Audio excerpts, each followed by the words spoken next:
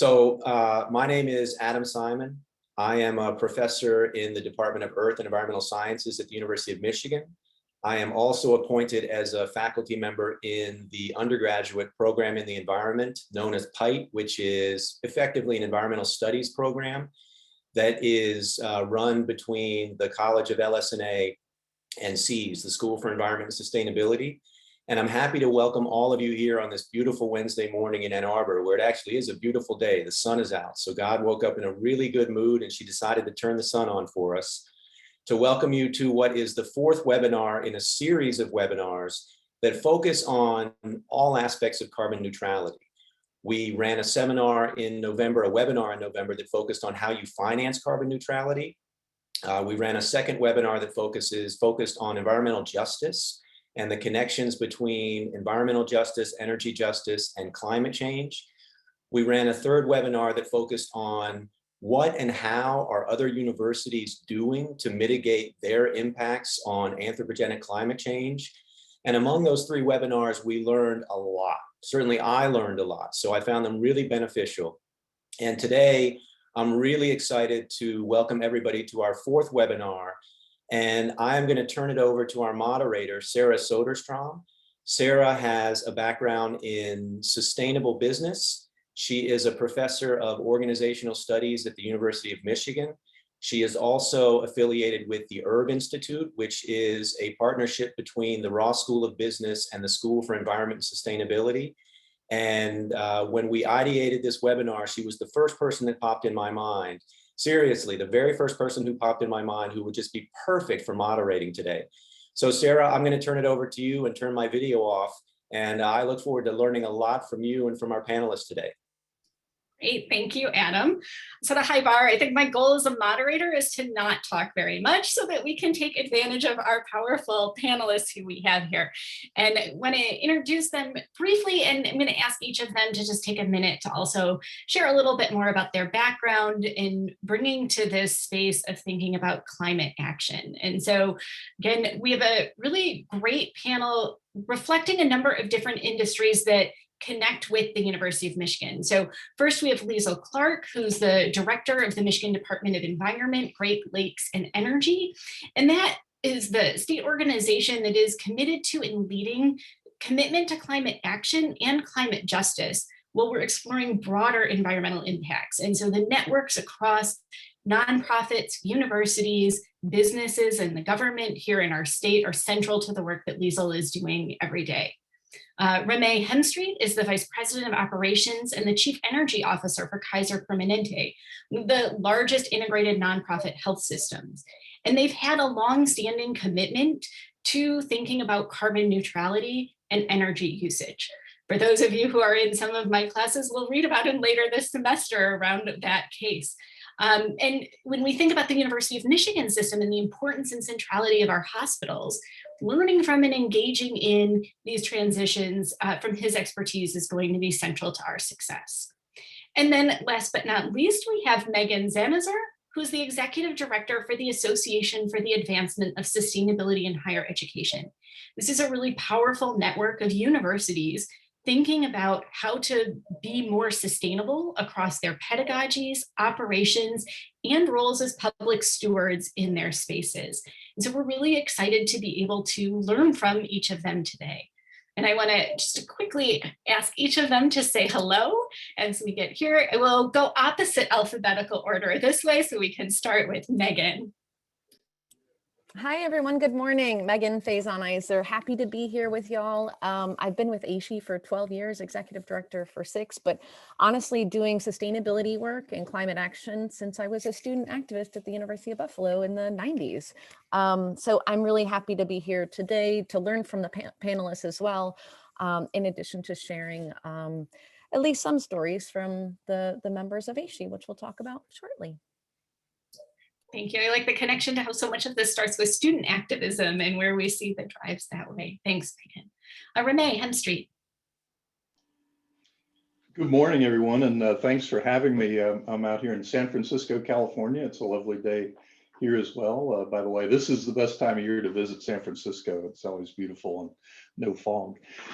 So as mentioned, I'm the Chief Energy Officer for Kaiser Permanente. Before I came to Kaiser from the Navy, where I spent 30 years planning, designing, building, maintaining infrastructure for the Navy and Marine Corps. And that's what I do in my day job at Kaiser Permanente as well. So we can get into it a little bit, but I think we've been effective in operationalizing our approach to carbon neutrality. And it helps if I hit unmute. Thank you, Rame. Liesl Clark, thank you for joining us. Hi, Sarah. Thanks so much for having me. So I'm really happy to be here. My background is a combination of private sector and public sector career experience. In addition to my time at the state, recently I worked for the state before and was the deputy director of the Department of Energy, Labor, and Economic Growth when we were working through taking in all the ARA dollars. And so it's really an interesting time now to be seeing the potential for some real stimulus opportunity on climate clean energy with the environmental justice overlay, potentially water, potentially mobility. So we'll talk more about that in the detail. But my private sector experience is I come from a family of entrepreneurs. And I'm happy to say that today's my mom's birthday and she's listening in. So happy birthday, Mom. I come from a family of entrepreneurs. And one of the things that they all showed me how to do was start my own consulting firm with some really awesome partners that was very focused on specifically clean energy deployment and climate solutions. And so I spent about 8 years in the private sector doing that work because it is absolutely a passion. We're a B Corp as well. And I will say, I was talking to some herb students just a couple of weeks ago. One of my friends invited me to come speak to a class and just some great questions about how do you combine the advocacy component with the work from a regulatory side, and how do you put those pieces together, which is such a tough issue, but an important one because all the pieces and all the voices help us move forward. So I'm very happy to be here. Thanks for the invitation. Wonderful, thank you. And happy birthday to your mom. I'm glad that she can join us as well. I did want to note before we dive into some of these questions that we will be trying to monitor the Q&A over the course of this session so that we can hopefully integrate some questions from you into our panel discussion as we go as well. So please do jump in with questions in the Q&A and we'll try to navigate those and save them if we're not able to capture them during the session to follow up with you later.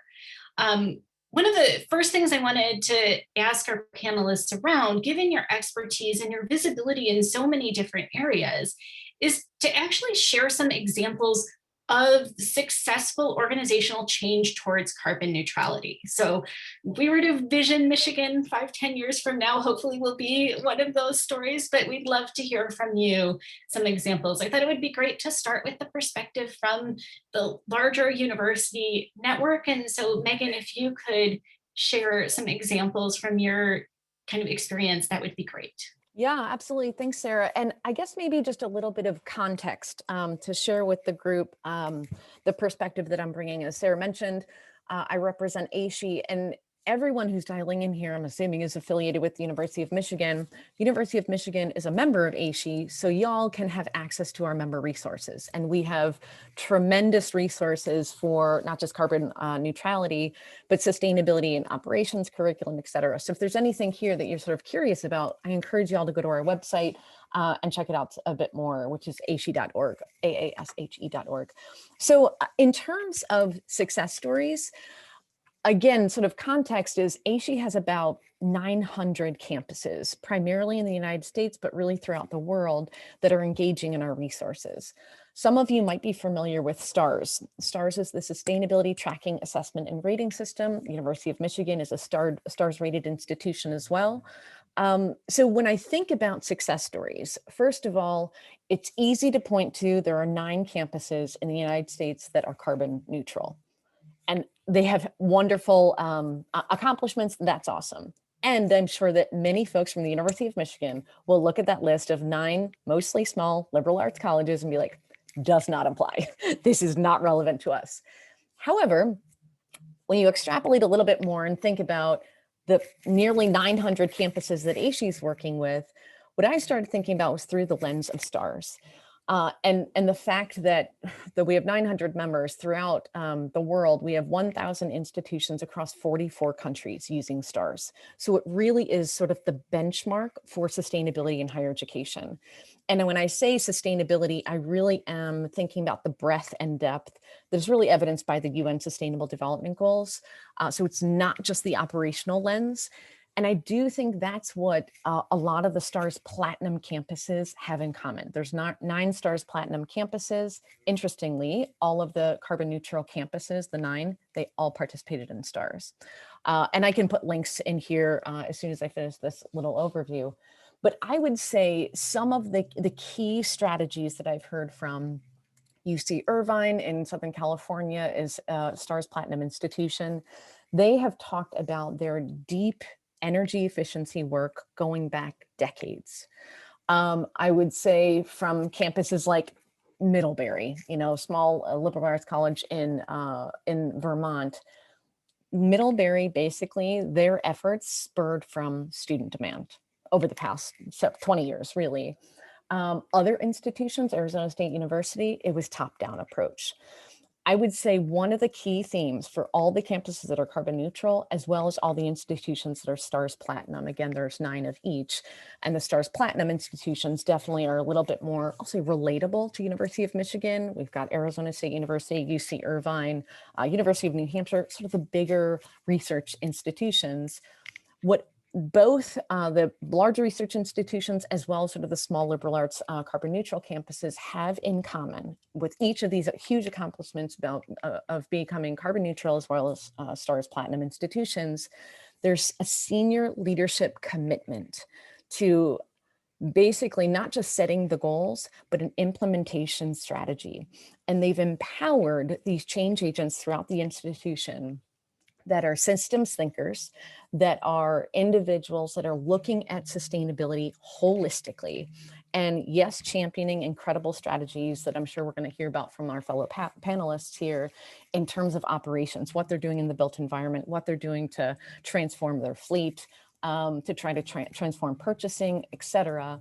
But I would say some of the key characteristics on some of these campuses, again, that have just done phenomenal work, there's that senior leadership commitment. And I would also say one of the things that I've heard from some of those STARS Platinum campuses, the makeup is a little bit different. Like there's no one size fits all, but again, some of the common threads, sustainability is a key component in specific job descriptions. And I know that sounds like so detailed, but the reality is who does what and who's actually driving this change is so critical. And what these institutions have done is empowered specific individuals and teams to lead. And I would also say common strategy amongst all the STARS Platinum institutions, as well as the carbon neutral campuses, though they are smaller, has been a strategy, not just the ambitious goals, but full detailed strategies to back it up. A lot of these campuses have brought in consultants, but not all the time. So in any event, there's a lot more I can give you, but 2 reference points there is the STARS Platinum institutions that I can share with you, as well as the carbon neutral campuses. There are valuable lessons learned, as well as sort of what not to do, I think, from both lists. I'll share more later. Thank you. That's a helpful way of situating, again, then who Michigan is and what we can aspire to and how we can learn from others in this ecosystem. I'd love to hear now from Rame a little bit in extrapolating what this means when we have such a huge and important medical complex as part of our university system, in ways that you've seen hospital systems and what you've learned at Kaiser Permanente move successfully towards carbon neutrality. Well, I think Megan got it about right. So last year we were able to publicly announce that we'd achieved our goal of achieving carbon neutrality by 2020. We were certified in accordance with the carbon neutral protocol. And if there's any interest, we can talk about exactly what that means. But reflecting on how we got to that result in 2020, I think there are 3 key elements. I think Megan touched on pretty much all of them. Tying it to the mission. When we started on that journey a decade earlier, we tied it to our mission. Now that's very easy to do for us because part of our mission is improving the health of our communities. And by 2010, it was quite obvious that climate change is the #1 public health crisis of the 21st century, COVID notwithstanding. So tying it to the mission was absolutely essential. You got to have leadership support and willingness to engage when needed. We had the untimely death of our CEO about 1.5 years, but Mr. Bernard Tyson was a giant in healthcare and a giant as far as a leader in American industry, and he was personally committed, and his successors has maintained that commitment. And it's funny, Meghan should mention UC Irvine. So I'm on a group that's grandly titled the Global Climate Leadership Council. It's University of California Office of the President has a goal for all of the UC campuses to be carbon neutral by 2025. And there's a gentleman named Wendell Brassey at UC Irvine who leads that group, and Meghan obviously knows Wendell as well. And he's driven that result. He's a leader at that campus. He's achieved that result for UC Irvine, and he's now driving it for the entire UC system. So tying it to your mission, in other words, the why. Why is this important to the University of Michigan? How does it relate to what your bigger, your overall objectives are? Leadership, you have to have leadership support, and not just rhetorical support, but at critical junctures, the willingness to engage and make some tough decisions. And then third is, I think it's absolutely essential to publicly announce ambitious goals and then internally assign accountabilities for achieving those goals. Obviously, that is a topic you could write a book about, but just hitting a couple of the high points on that. Ambitious goals. An ambitious goal is going to be very different in Michigan than in California, and we can just leave it at that for the moment. What we achieved. I give the state of California at least half the credit. We wouldn't have been able to achieve what we did by 2020 if we were primarily in Michigan or Texas or a lot of other places. And then the accountability, I think it's been very key, the fact that I'm the overall accountable executive, but my day job is operations for our facilities across the country. And the folks that work with me likewise are in operations. It wasn't assigned to a sustainability group that's external to our overall hospital operations, and that I think was absolutely key to achieving that result. Thanks, Ryan. We had one quick follow-up that I think is a little bit more specific to Kaiser. It would be helpful if you could share a bit more details behind what does it mean for Kaiser to be carbon neutral? So what was in that plan, and how are you tracking it to be able to say that you met that goal in 2020? So when we, our initial goal was to be carbon neutral for Scope 1 and Scope 2 emissions. And probably most folks on the phone understand what that means, maybe even your mom.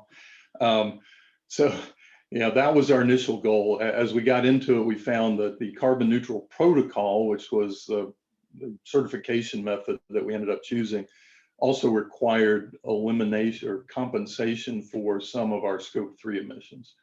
So that's what we're talking about, is all of our Scope 1, all of our Scope 2, all of our Scope 3 emissions. In that bucket, about 2/3 is Scope 2. It's our purchased electricity. And about 25% is stationary combustion. It's the natural gas that we use in our central utility plants. And the other 10% is a variety of sources, from medical gas emissions to fleet vehicles to corporate travel.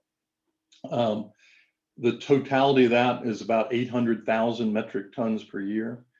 And then if you'd like, I can get into essentially, you know, there's a waterfall chart, 800,000 in these categories, metric tons per year of emissions, and then the measures we took to either directly or indirectly offset those emissions.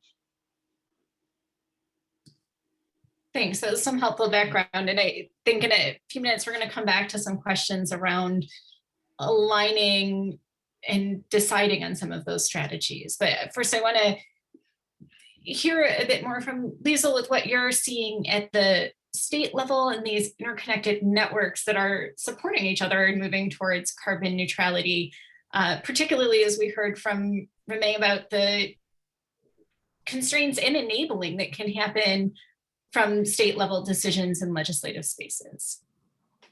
Yeah, I think that, you know, that's a really good point. And, you know, Renee and Megan both captured, I think, a lot of the things that we think about. When we think about successes from a decarbonization perspective, it's tougher in the government space, right? And so my role, different than the roles of my colleagues on the panel. And, you know, the good news is we have lots of opportunity, you know, the fabulous O word, where we have work to do. But that's really what it means, is we have work to do.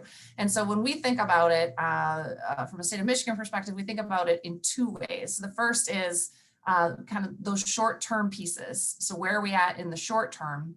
And then the other way we think about it are the long-term pieces and the long-term commitment. So we know we must act on climate. We know we must act now. We know that there's urgency to our work, and that is a necessary component of us going forward. When I think about the short-term work, we are doing a great deal of coordination among state government. And frankly, I feel like we're not doing a great job sharing some of these fantastic projects that are going on within state government. You know, to Renee's point, we've all been a little bit busy with the COVID world, but that doesn't mean that we haven't been ducks furiously paddling below the surface in the meantime. So when we look at it from a state of Michigan perspective, you know, obviously, from the long-term piece, there are the important steps of Paris Climate Accord, the commitments that the governor made on day one in office, creating the Office of Climate and Energy, creating the Office of Environmental Justice Public Advocates. The environmental justice overlay is so important, as Adam brought up early in his presentation, talking about your previous discussions. So those long-term components, and of course, we're working on the Council of Climate Solutions, which is going to kind of build that pathway to the governor's goal around carbon neutrality. But in the meantime, we've got to be taking action now. And so we've worked on a variety of different initiatives to lead by example from a state of Michigan perspective. And I'm always interested in learning more about what our colleagues are doing, not only here, but in other states from a government perspective.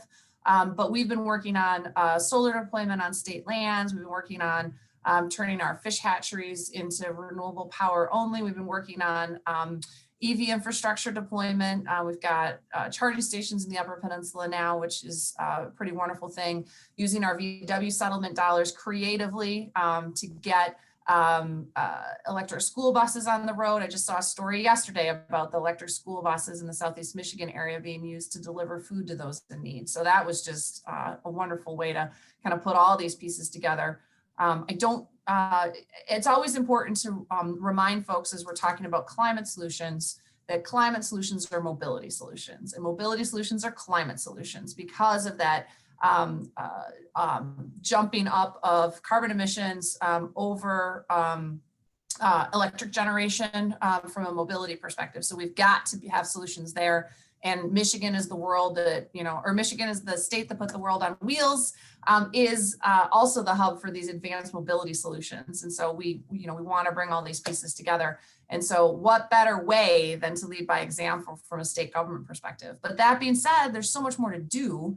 Obviously, you can tell it's an area that gets me really excited. I've been talking to my colleagues in other states about what are they doing, lead by example, what are they doing, because policy matters, and setting these policies really drive things. Again, to the previous things you've heard from panelists, policy matters, and getting the policy right matters. And then we're also having conversations about what are the opportunities with our friends at the federal level to maybe get ourselves all a little bit of a jump start, either through important policy that will shift the needle, or through or a combination of additional dollars that could be allocated from a federal perspective. So I see, lots of opportunity, lots of energy, and a real sense of urgency.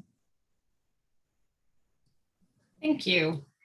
I think one of the themes that has come up in a couple of the questions, but also threaded across your notes is, well, there is this importance of leadership and accountability and goals. There's also a large culture change and broader organizational change that embeds, throughout. And so how do you think about, and what have you done or seen that supports this behavior change that enables the goals in marrying that top down and more bottoms up approach to change here? Does anyone want to jump in? Sarah, I'd be happy to jump in. Great, Liesl, thank you. Say, I am fascinated by the concept of leadership. I'd like to think myself a student of leadership because it's not just in the climate space. This is a critical space, and I appreciate the line of questioning. But there are lots of other, when you want to be a successful leader, you got to, take people with you. If you're not taking people with you, you're not being a successful leader, right? So I think about this topic a lot. And as the leader of a 1,200 person organization that frankly had been through a lot, I spent a lot of time when I took on this role, well, before I took on this role, thinking, was that really a good idea or not? But then second, how do I successfully unite the team around the vision so that the team could see their pathway and, get organized and motivated around the vision. Same types of threads around our climate work. There has to be leadership commitment, and then it's got to be leaders that are able to move the message from the top down and encourage, invigorate, and advance the work that happens from the bottom up. It takes both, as I said in my opening comments, in the same way that it takes advocacy as well as kind of the regulatory piece, because policy matters. It takes all of this. And so we've got to take people on this path with us. And I think, Princeton's done a lot of good work around, I can't think of his last name, Anthony, it's not coming to me, has done a lot of work around the culture and the thinking around climate and how we receive climate messages and how we can do a more effective job communicating around climate. And, the point's also been made, Michigan's not California, Michigan's not New York, Michigan's not the coasts. But that's why we're so important, frankly, is because if you can do it here, you can do it anywhere. And if we can make these changes that move our industrial economy forward, it's so significant. And so again, that's why I'm passionate about making that difference and about making that difference here. Thank you. And actually, I'm going to follow up, Liesl, with one quick note, because in one of our earlier calls when we were talking about this panel, you had highlighted how now you find in, all of these different spaces that you go within your work, you're talking about climate and you're talking about justice. And I'd be interested in how you are really embedding those into conversations where maybe they hadn't been part of the conversation in the past as part of this broader culture change. That's a fantastic question. So a couple of thoughts there. The first is, this was one of the commitments that the governor held very dearly before she even took office. And so I had the great privilege to act as her transition policy director. And so when we were having discussions about, what this department was going to look like and all the things it was going to entail, one of the conversations I had with her that really got me as excited was when she was talking about environmental justice as a component of the work that's necessary to do at Eagle. And I found that really motivating because it's, again, spoke to my values, right? We got to get everybody aligned around mission and values because it really makes a difference. It really spoke to my values. And so you saw that in the executive order that created the department, creating the Office of Environmental Justice Public Advocate. So right up front, creating the council, the Michigan Advisory Council on Environmental Justice, and then also the Environmental Justice Response Team, which, a brief aside, we had initially been tasked with including, I think, 6 departments in that. And Office of Environmental Justice Public Advocate, Regina Strong and I were looking at each other and we said, why just 6? Environmental justice touches every department. Let's invite the whole cabinet. And so we did. And in the meantime, now we've got regular attendance, not from all 19, but it's closer to 12 to 15 almost every time. So because it touches everything. In the same way, in developing the plans for the Council on Climate Solutions, we built an environmental justice brain trust to climate justice brain trust to help us think at the beginning, not as a tangential thing, not as a sidebar here or there, but at the beginning as a framework within our principles of how do we get this right from the outset? How do we make sure that climate justice is a part of all of the work that happens as we talk about decarbonization, mobility, industrial sector, all these different strategies. I like to think of it, I was introduced to the concept of public health in all things a few years ago. And I like to think about it as environment in all things because it touches everything and we got to get it right. And sometimes a small movement on climate in a big place makes a huge difference, right? So, I can think of a couple of places in state government that aren't in my department that if I can make a difference, it's going to be huge in the long run. And, that's my task to work on. So I find it pretty exciting. Great, thank you. I feel like now I need a new t-shirt that says environment in all things, like, panel 2 in a year to track progress. Thank you. I want to come back to now connecting this idea of how do you embed this broadly throughout the organization with some of the questions I'm seeing, Rame, that are going to connect back, especially to Kaiser Permanente and this challenge around decisions for emissions, how you managed offsets, what are you thinking about from an operational perspective when there are some of these tensions between what might be the steps we take towards carbon neutrality and how we align our values around some of those actions. And I think a number of people would be interested in hearing more around how you grappled with that complexity in moving towards this goal. Well, let me get around. I'd like to sort of follow up on Liesl's remarks, because I think what she said is essential to any organization pursuing an ambitious goal in this regard.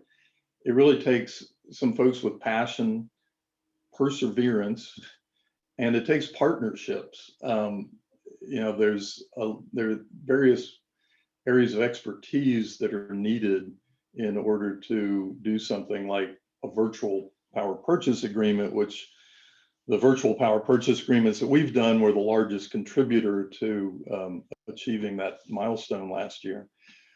So my partner for the last 8 years has been our assistant treasurer, Eric Berzon, who again, he's done this work in his spare time. He has a full-time job as the assistant treasurer, just as I have a full-time job in facilities management. But through sort of my perseverance and his passion and his expertise in finance, we were able to overcome, frankly, here at Kaiser Permanente, it wasn't hard to convince people that this is an important undertaking, that climate change is impacting us. We see it here in California practically year round now. And that it was consistent with our overall mission. But when you get into the particulars, there can be concerns over accounting treatment of the virtual power purchase agreement and things like that. So, it's important first to build those partnerships, anticipate the many aspects of, opposition might be too strong a word, but just legitimate concerns. And balance it. Money is always going to be a question, right? The number one goal of Kaiser Permanente is affordable healthcare, is bending the curve on the cost of healthcare. So we had to make sure that our strategy for getting to carbon neutrality did not conflict with our number one objective. So it was important to anticipate the questions we were going to get and sort of build a coalition of folks who supported this before we brought it to leadership, because, you know, the things we had to do, you know, had to go through our CFO to our board of directors, and you had to anticipate all of those issues. So it took a strong partnership between many parts of our organization to do that. So I'm not sure if that really answered your question, Sarah, but you know, some of the things Liesl said brought to mind the keys to success for us around passion, perseverance, partnerships. I always love when you can put something into 3 letters. 3 Ps there, and we're in good shape. Thank you, Rame. And I would be interested if you had any examples from how those partnerships helped you navigate some of the complexity of decisions. For example, do we use offsets? In what way? How valid are they? When and how? I think that's one of the questions I'm seeing quite a bit, and I think is a challenge that we're trying to navigate now in considering these carbon neutrality goals for University of Michigan is, do we consider some of these options and the pros and cons that we might uncover in them? Or were offsets not as challenging for Kaiser Permanente as maybe we're seeing in some of our University of I'm sorry, you're talking about. So oh no, sorry, I was coming back to you for one quick offsets follow-up. I've seen this from 2 perspectives, Kaiser Permanente and then sitting on the Global Climate Leadership Council, which maybe is more pertinent for the University of Michigan. I'd say the concerns have been more acute with that group because it includes student leaders, you know, it includes a wide variety of faculty and administrators. You know, my personal opinion, you can agree or disagree. Don't let perfection get in the way of progress. You know, there's been there's certainly been some folks on that group who don't think it's legitimate unless you do it within the borders of the campus. And that frankly is just not practical in most cases and is not gonna, you know, get us to where we need to be. Distributed generation certainly plays a role. Distributed generation, i.e. on-site generation. We've done a lot of that at Kaiser Permanente. We've installed 45 megawatts of on-site solar, but we'll never generate all of our energy requirements on our hospital campuses. So to me, the test is really additionality, is what you have done creating something that didn't exist except for your action. I think virtual power purchase agreements, which essentially is where a creditworthy off-taker agrees to sign a contract to purchase a new renewable asset, to purchase the output of a new renewable asset for an extended period. It then enables a developer to get the construction financing to build that asset. That is creating a new additional resource. So to me, that, you know, passes the test. Carbon offsets, you need to be at it for a while to create additionality. You need to work with developers to create new projects. And that's the path we're on. You know, our initial purchase of carbon offsets were existing projects. They didn't pass that additionality test. But I mean, from a carbon accounting standpoint, they worked, they achieved our immediate objective. But now we're trying to move toward being the creator of new carbon offset projects. So the short answer for me anyway is additionality. There's a much longer answer when you get into the particulars of carbon accounting. But you know, I would counsel against perfection, because that can certainly get in the way of making incremental progress. Thank you. It's helpful to hear how you navigated that and some of the differences you saw in the 2 spaces that you've been a leader in. Meghan, I wanted to come back with some questions around the university space with this. And we're seeing a lot of follow-up asking, one, how to engage across the university and beyond operations. So thinking about what is the role for faculty, staff, students, others in the community in moving forward. And it would be interesting to hear examples of how universities have done that and what that looks like.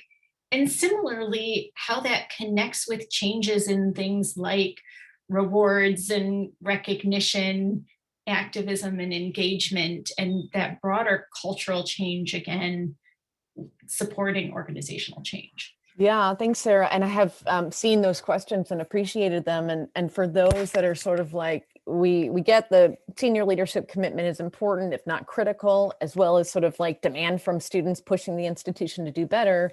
But what about the middle tier, of leadership? And just know that you're not the only institution to face that challenge. Repeatedly, we've heard that from so many of our different members, both large institutions as well as small. And I would say, I don't know, a couple of stories, especially because American University is both carbon neutral and a STARS rated institution. So it was 11 years ago that American University in DC hired their first director of sustainability, reported directly to the president. The president said, make us green. That was like the marching order. And that was right when STARS was released. And the director was like, Chris O'Brien was like, okay, now I have an agenda for every department on campus. So I think Liesl mentioned this, a few things Rame did as well. The consistent communication, I think, is absolutely so critical. Having a shared vision. And I would say that that vision needs to connect not just folks on campus to understand what are we actually trying to achieve and what's my role in achieving that goal, but so many other campuses are also connecting beyond just the boundaries of campus and trying to think, what's our role within our community? What's our role within the region? What's our role within the state? What's our role with advancing the UN Sustainable Development Goals? MIT is another example. They have sort of this scale of here's what we're trying to do within campus, city, regional, international. And I think that model is really compelling for a lot of institutions to try to have not only sort of a lot of motivation from students to understand that we're really trying to tackle not just sort of like particular campus problems, but sort of large scale global challenges. But in addition, trying to think about solutions that tap beyond just the boundaries of campus. But there's been so many amazing models like power purchase agreements going beyond campuses, but campuses working with other higher education institutions, as well as other entities, nonprofit organizations, other hospitals, et cetera. So I really think the communication challenge is definitely shared. Just know that that's not unique to Michigan or any other institution. I do think one of the strategies is going to be consistent communication. In terms of the rewards, I guess I'm not really sure how to respond to that, other than Rame had mentioned sort of the accountability piece. And I wholeheartedly agree with that. I think I mentioned earlier in my remarks that sustainability and sort of the particular actions needs to be included in job descriptions. So it needs to be clear who's driving the certain various efforts. And I do think one of the sort of ingredients to the recipe for success has been the fact that there's no one person that like, I led the campus to carbon neutrality. This has to be, frankly, a collaborative effort that crosses not just campus department, but again, even considering beyond the campus boundaries. And just one other thought, because I saw the question come through like about Princeton. I'm not too sure if this answers that particular question, but what I can share is the head of facilities at Princeton University was on ASHE's board of directors, was our treasurer for 3.5 years. His name is Q Wang. And what I would say is not only do they have a tremendous sustainability champion leading their facilities, but also someone who is recognizing that racial justice is climate justice and climate justice is racial justice. And he is in every department meeting talking about the fundamental interconnectedness between racial equity and social justice with sustainability. Frankly, that's what we need more of. That's what every campus needs more of, is not just that sort of talking about that, but having that frame in every sustainability and carbon neutrality conversation. So some campuses have been lucky to have amazing champions just baked in, but I'm sure those champions exist on University of Michigan's campus, like absolutely. But I do think there needs to be consistent communication strategies in every department meeting, et cetera. So anyhow, those are a couple of stories.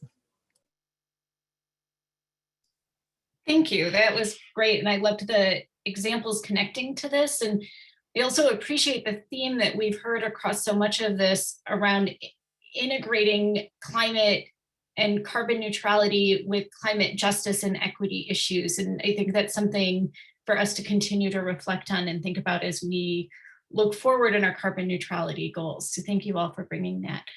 Liesl, I'd love to hear your thoughts on some of the rewards kind of aspects and building that up within an organization. Yeah, so when I saw this question, and again, I think about it just a little bit differently because I think about it from kind of a governmental policy perspective, but I've been mulling over this reward issue a bit based on a conversation I've had over the last few weeks around mobility. So we've been talking about vehicle electrification and the work that we need to do to kind of support how that advances, right? So you saw GM's announcement a couple of weeks ago around electrification of their fleet. You saw Ford's announcement maybe 2 days ago about, they initially were going to put $11 billion into electrification. Now it's something like $30 billion into electrification. It was in their fourth quarter earnings report. And we know that a lot of this is, again, the path that we're on, where we need to go. There is also an important component of this that is moved by policy, right? It's moved by the commitments and the targets that have been set in the EU. We heard a little bit about that already. In China around electrification. Like, we know that this also moves markets, right? Policy matters.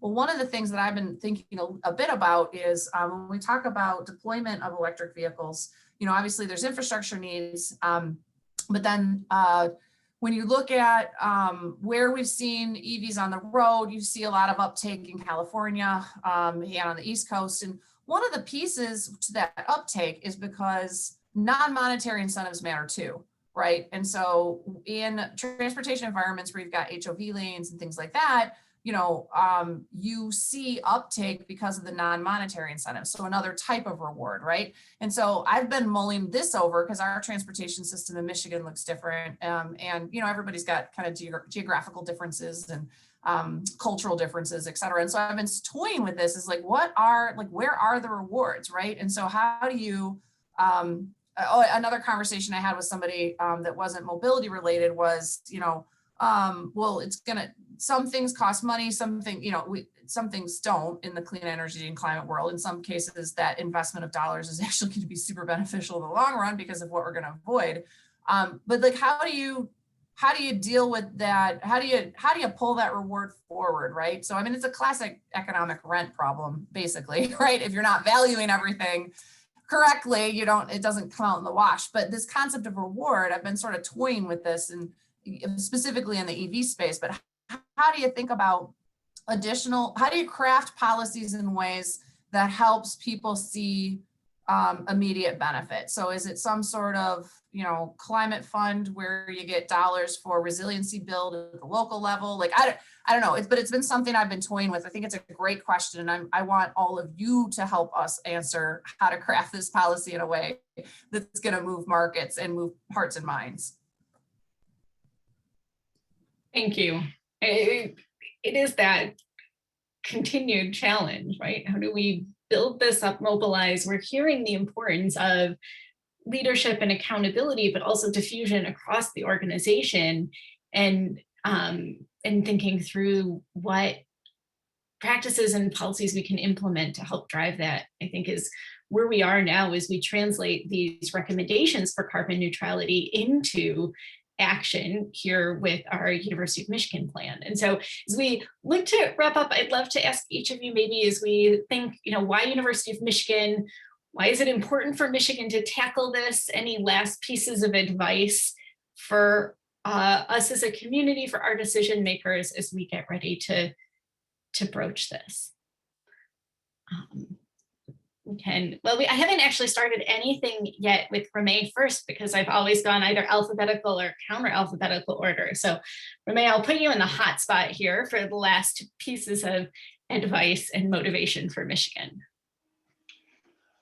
Well, I was looking at your website, and I think again, I don't know if it's your mission statement, but it talks about building a better future, building a better future. I hopefully there's no one left who believes that doing nothing is a good option for civilization. And it's not about the planet. The planet will go on.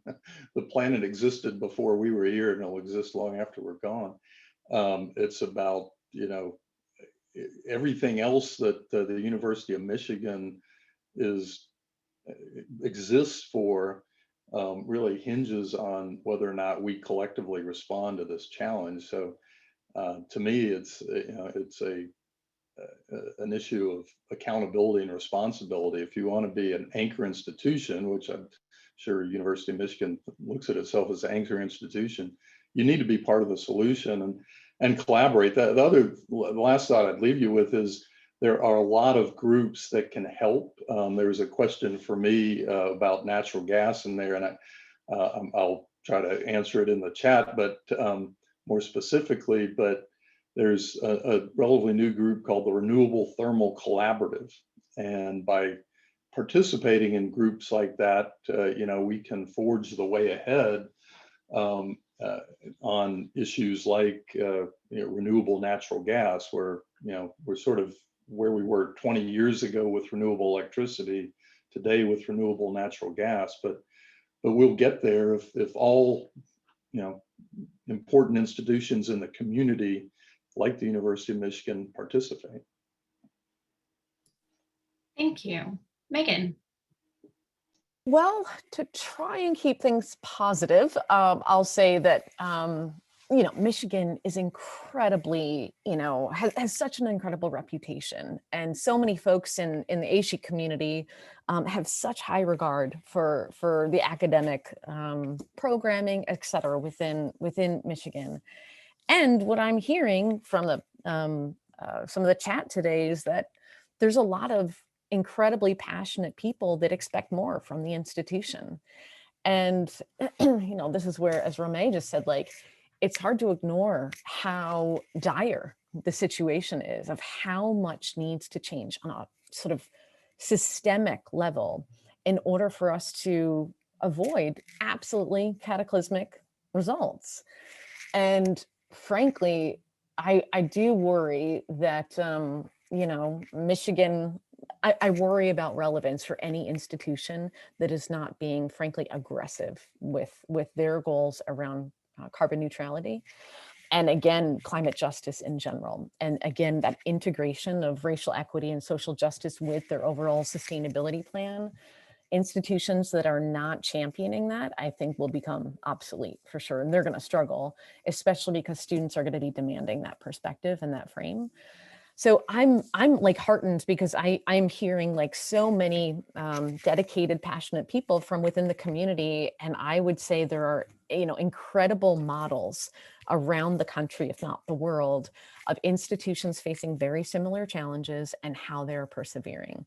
And frankly, I think you got to get rid of the naysayers. So anybody who's like but it's just not helpful. We need to be talking about solutions and driving solutions forward. So I really appreciate, I've learned a lot, even just from Liesl and from Rame, and I'm really, really hopeful about the future for Michigan. And y'all are coming up on STAR's expiring report at the end of this year. So there's some great opportunity. Thank you. Liesl. Well, I'm just gonna echo Megan's comments. I've learned a lot from this conversation, then from our prep conversation too. So I have really very much enjoyed the chance to do this. I'm just gonna kind of stick to a theme, which is, the race is on, and those who are at the starting line are behind. And so the good news is U of M is definitely not at the starting line.